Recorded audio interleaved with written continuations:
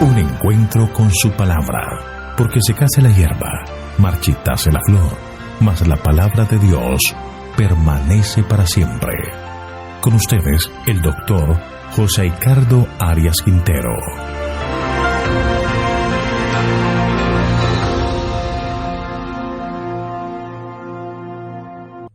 Hoy vamos a estudiar Isaías capítulo 16, Juicio contra Moab. Vamos a pedir la bendición de Dios. Oremos. Querido, eterno y bondadoso Dios, en este momento elevamos nuestra voz en gratitud por todas tus bendiciones, por tus cuidados y por la oportunidad de darnos el privilegio de vivir este nuevo día. Ayúdanos, Señor, hoy a hacer tu voluntad. Derrama sobre nosotros la presencia de tu Espíritu para que al abrir tu palabra el mensaje pueda llegar a nuestros corazones. Gracias por tus bondades, pues lo pedimos en el nombre de Jesús. Amén. El capítulo 16 de Isaías es la continuación de la condenación que vendrá a la tierra de Moab. Recordemos que Moab era hijo de Lot, sobrino de Abraham, así que de alguna manera eran parientes de Israel. Pero Moab siempre se consideró enemigo de los judíos, tanto que cuando vinieron las calamidades sobre Israel y Judá, esta nación se burló de Israel, se alió con los enemigos del pueblo de Dios y el castigo sobre esa actitud es profetizada por Isaías. Algunos puntos para destacar de este capítulo. La primera parte de este capítulo son los versículos 1 al 5. Hablan de la embajada de Moab a Judá. Miremos el versículo 1. Enviad cordero al Señor de la tierra, desde Sela del desierto al monte de la hija de Sión. Desde los días de Omri y Acab, los moabitas pagaban tributo de ovejas a Israel, el reino del norte. Dice Segundo de Reyes, capítulo 3, versículo 4, lo siguiente. Entonces Mesa, rey de Joab, era propietario de ganados y pagaba al rey de Israel 100,000 corderos y 100,000 carneros con sus vellones. Sela significa peña y se cree que este era el nombre de la capital de Edom. Los moabitas se habían visto obligados a abandonar sus ciudades y a huir al desierto para habitar entre las rocas. En esas circunstancias adversas, se les pide que reconozcan la supremacía del monte de la hija de Sión mediante el pago de tributos. Si leemos el versículo como está en hebreo, podemos entenderlo así: enviad un cordero del o al soberano de la tierra, o tomándolo colectivamente, enviad corderos. Se alude a un donativo en especie como lo habían hecho antes a los israelitas del reino del norte. El sentido es claro, se trataba de una embajada enviada a Jerusalén para captar la benevolencia del rey de Judá, ahora señor de la tierra. Sigamos estudiando Isaías 16, ahora el verso 2. Y cual ave espantada que huye de su nido, así serán las hijas de Moab en los vados de Arnón. Aquí se describe a los moabitas huyendo como aves y buscando refugio. Al parecer huyen de la invasión de los asirios. Ellos esperaban refugio en Judá. De la misma manera, el Señor le pide que muestre misericordia con los desterrados de Judá, que se refugien en sus tierras y no los entregue a los invasores. Versículo 3.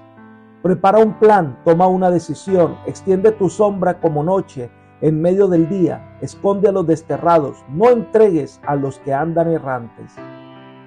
El profeta da unas palabras de consejo al pueblo humillado de Moab. Después de haber castigado a Moab, el Señor aconseja a sus derrotados habitantes en cuanto a su conducta futura. En adelante, debían practicar justicia y misericordia para con los vecinos. Cuando sobrevino la calamidad de Judá, los moabitas se deleitaron en la tribulación que había sobrevenido al pueblo de Dios. El Señor entonces les amonesta ahora que sean bondadosos con Judá y no se aprovechen de los exiliados que habían tenido que refugiarse en Moab. Debían ocultar a los fugitivos como con las sombras de la noche y no entregarlos a sus perseguidores. Sigamos leyendo el versículo 4. Moren contigo mis desterrados, Moab, sé para ellos un escondedero de la presencia del devastador, porque el atormentador fenecerá, el devastador tendrá fin, el pisoteador desaparecerá del país. Se encarece a Joab que permita que los extranjeros de Judá encuentren refugio en su medio y que los oculte de quienes procuran su destrucción. Este mensaje fue dado a Moab un siglo antes de que los babilonios invadieran el territorio de Judá, invasión que obligó a miles de judíos a refugiarse en Moab. Pero en esas ocasiones el consejo no fue aceptado y los moabitas se deleitaron en las desgracias que sobrevinieron a Judá. Por esta razón Moab debía sufrir un terrible castigo. Entonces el Señor, si el pueblo de Moab se porta misericordiosamente, hace una promesa, versículo 5. Se dispondrá el trono de misericordia y sobre él se sentará firmemente en el tabernáculo de David, quien juzgue y busque el juicio y apresure la justicia. Las palabras de estos versículos, aunque son admonición para Moab, también se aplican al reino de Cristo. El profeta parece anticipar un tiempo cuando el Mesías, como representante de la casa de David, había de gobernar en Moab.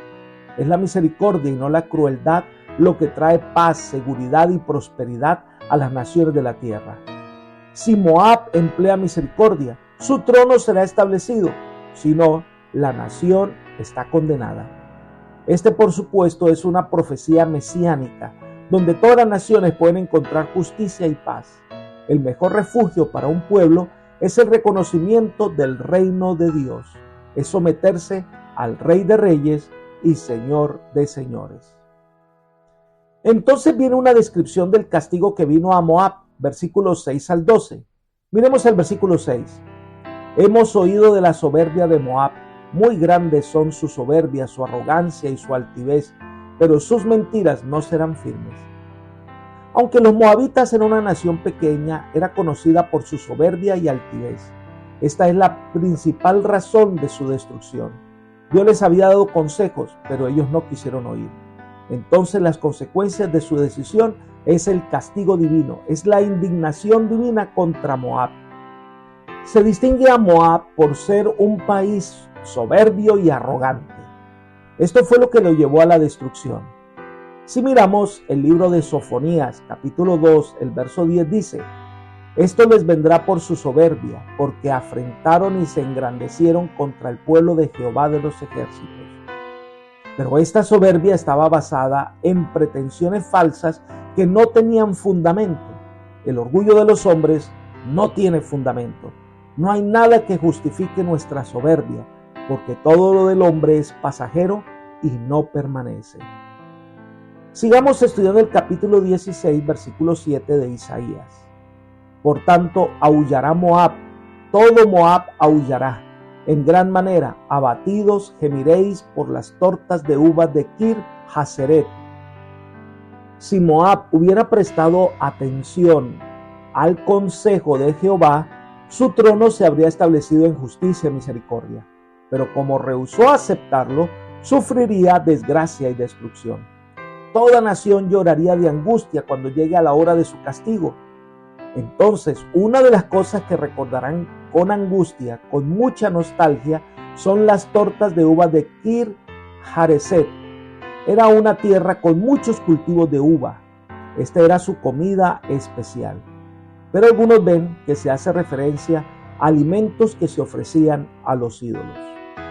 Sigamos viendo el alcance de la destrucción que sufrió Moab, versículo 8. Porque los campos de Hesbón fueron talados y las vides de Sibma, señores de naciones, pisotearon sus generosos sarmientos que habían llegado hasta Jazer y se habían extendido por el desierto. Se extendieron sus plantas hasta más allá del mar. Sibma y Hesbón son ciudades que estaban en la tierra de Rubén y era famosa por sus uvas. Las vides de esta región hermosa y próspera fueron destruidas por los terribles invasores. Esta destrucción llegó a Jazer que estaba en la frontera norte, en donde se ubicaba la tierra de Galaad.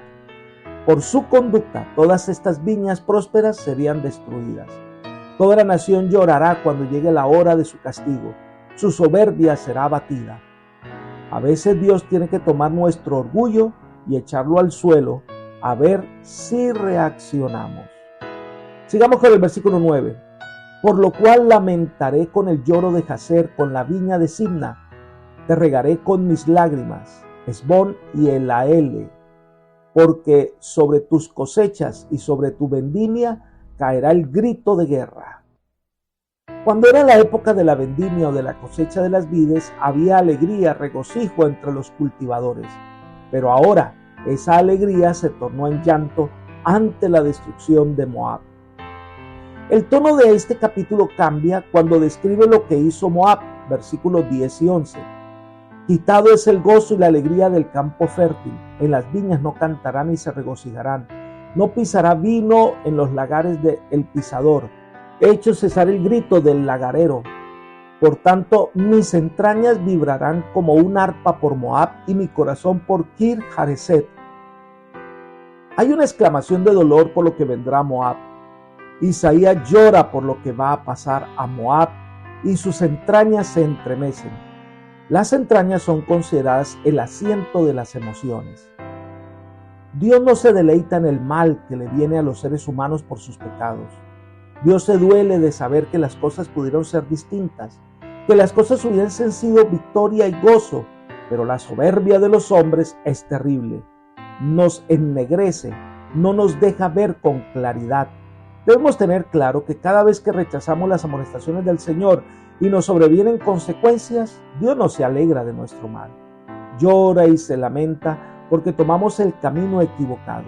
Dios quiere que escuche su consejo, que siga sus indicaciones para que tu historia sea diferente. Voy a leer ahora el versículo 12 del capítulo 16 de Isaías, que nos dice que es vano que Moab busque explicaciones en sus dioses. Leeré en la traducción del lenguaje actual. De nada les sirve a sus habitantes subir a las colinas para adorar a sus dioses. Por más que rueguen, no van a conseguir ayuda. Buscar respuestas en esos dioses de piedra no van a encontrar nada. Quemos era el dios principal, al que se le ofrecían sacrificios, pero fueron allí a buscar respuestas y no encontraron respuestas. Debemos recordar que el único refugio seguro es el Señor y la única respuesta segura está en el Señor. Sin embargo, para Moab hay un mensaje de esperanza y con eso termina el capítulo 16 con los versículos 13 y 14. Leeré en la traducción del lenguaje actual. Este fue el mensaje que hace mucho tiempo Dios dio contra Moab y ahora Dios dice, el contrato de trabajo de cualquier obrero dura 3 años. Por eso les digo que dentro de 3 años el poder de Moab será destruido. Su gente morirá, solo unos cuantos quedarán con vida, pero sin fuerza. Aquí hay varios elementos a considerar. Número 1, el verso dice que este mensaje que hace mucho tiempo Dios dio. Se indica en esta forma que el mensaje de Isaías no es más que una repetición de otros mensajes presentados anteriormente para Moab. En segundo lugar, Dios ha fijado un tiempo para su castigo, como un contrato que se hace con un jornalero. Dios determinó una fecha. Un jornalero solo trabaja mientras su contrato se lo exija. Difícilmente sigue más allá de ese tiempo. Así ocurrirá con el castigo que sobrevendrá a Moab. El momento del juicio ha sido fijado y es poco probable que el castigo se postergue. ¿Saben? Dios ha determinado una fecha para que nosotros los humanos podamos tomar el camino de la salvación. No sabemos cuándo se cumple esa fecha, pero Dios lo ha determinado en su sabiduría. Y al cumplirse ese momento, se ejecutará el juicio divino. En tercer lugar, algunos comentadores creen que ese juicio, al parecer que se refiere a una invasión que ocurrió en manos de los asirios, que trajo devastación a Moab, pero no destrucción total. Y en cuarto lugar dice, solo unos cuantos quedarán con vida pero sin fuerzas. Por eso se habla de un pequeño remanente que serán pocos y débiles, pero permanecerán. Es decir, Dios le dará a esta nación una segunda oportunidad. Lamentablemente no lo aprovechó y por lo tanto Moab fue borrada de la faz de la tierra. Apreciados amigos y hermanos, Dios nos ha dado un tiempo de gracia para que podamos responder a su llamado. Dios también nos manda mensajes de amonestación. A veces nos llama la atención permitiéndonos pasar por momentos difíciles. Nos está llamando al arrepentimiento. Por eso, si escuchamos su voz, no endurezcamos nuestros corazones. Por el contrario, seamos receptivos de sus consejos, de sus llamados y aceptemos su invitación de amor. Que el Señor te bendiga y te guarde, es mi oración por ti. Amén.